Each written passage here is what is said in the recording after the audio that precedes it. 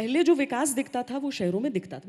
मैंने जो हम आप तो सब बहुत जाती रही हैं। जी, क्या ये पूरा गतिरोध और ये पूरा टकराव इस कारण हो रहा है कि विकास का विकेंद्रीकरण हुआ है? यानी कि तंगधार में आज पानी की लाइन अगर ले जाई जाती है या फिर उरी में एक सड़क ले जाई जाती है, क्या ये उस बात की छटपटाहट है कि जो एक डाउनटाउन के नैरेटिव से पूरे कश्मीर को कंट्रोल किया जाता था, विकास उसके बाहर निकल रहा है? मुझे लगता है कि मैं इस सवाल के मैं पढ़ना नहीं चाहता हूँ। मैं प्रशासन और सरकार की नीति के बारे में बताना चाहता हूँ कि विकास वही विकास मान्य होगा जो अंतिम छोर के व्यक्ति तक पहुँचेगा, और इसी सिद्धांत पर वहाँ का प्रशासन भारत सरकार के निर्देशन में काम कर रहा है।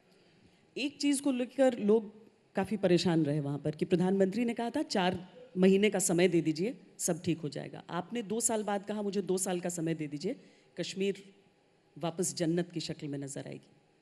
नहीं, मुझे लगता है कि प्रधानमंत्री जी ने जो कहा था 4 महीने का, उसका या तो अर्थ लोग नहीं समझे हैं या जो मैं कह रहा हूँ उसे मैं खोल करके मैंने स्पष्ट रूप से समझाता हूँ। हमारा प्रशासन या देश में ये पहली सरकार है जो पीस बाई करने में विश्वास नहीं करती है, पीस इस्टेब्लिश करने में विश्वास करती है। और इसलिए हम कहना चाहते हैं कि केवल वे दोषी नहीं हैं जो लोगों की किलिंग करते हैं।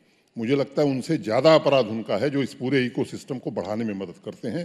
और पहली बार सरकार इस पर ध्यान केंद्रित कर रही है कि पूरे इकोसिस्टम को ही समाप्त किया जाए। और मुझे पूरा भरोसा है, जिस तरह से पिछले 2 वर्षों में घटनाएं कम हुई हैं, मैं आंकड़ों में नहीं जाना चाहता हूं कि 42% क्या कम हुआ, 52%, वो सब मेरे पास है, मैं एक चीज़ बोल सकता हूं, मैं इसलिए लेके आया हूं कि कोई गलत बात ना निकले।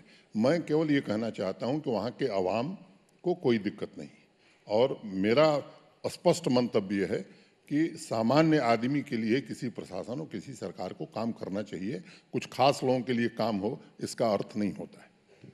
डल के किनारे जो वो खूबसूरत शाम सबने देखी कि फिल्मी सितारे, वरना कश्मीर को पर्दों पे तो बहुत लंबे समय तक सबने देखा, उस पर फिल्में बनती देखी, लेकिन इसके पीछे आपका मकसद क्या था कि डल झील के किनारे वो कश्मीर की सुंदर छटा जहाँ बॉलीवुड के बड़े बड़े सितारे वहाँ पर आकर बात कर रहे हैं? मकसद बड़ा स्पष्ट है कि वहाँ की सांस्कृतिक विरासत, मुझे लगता है कि उसके कारण कश्मीर जाना जाता है। चाहे वो लाल देद हो या राज तरंगड़ी अगर आपने पढ़ा हो, हब्बा खातून हो, अनेक लोगों का नाम मैं ले सकता हूँ।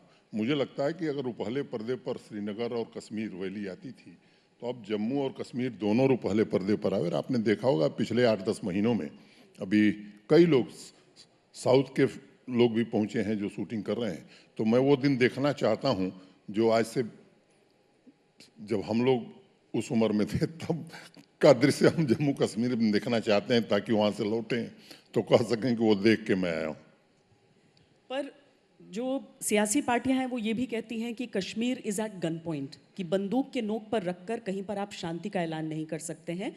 कश्मीर से जो सुरक्षा बल ऐसा लग रहा था और शहरों के आसपास से जो बंकर्स कम हो रहे थे उनमें इजाफा हो रहा है, अतिरिक्त कंपनियां भेजी जा रही हैं। मुझे लगता है कि पहले क्या स्थिति थी, आप पहले भी गई हैं, आर्मी बहुत कवर किया आपने, क्या आर्मी की संख्या बढ़ी है? सीआरपीएफ की टुकड़ियों के बारे में मैं पहले आपसे जो पूछ रहा हूँ, आप तो आर्मी बहुत कवर की हैं जी, क्या कोई बढ़ोतरी हुई है वहाँ? नहीं, सेना की बढ़ोत मैं आ रहा हूँ जी, आप खुद वहाँ कम से कम, मैंने टेलीविजन पर देखा है कि आर्मी आपने बहुत कवर किया।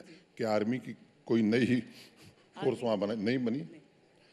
अब एक अगर किलिंग हो जाएगी तो आप यहाँ से लेकर के वे तमाम लोग कहेंगे कि ये सरकार जो है आतंकवाद को रोक नहीं पा रही।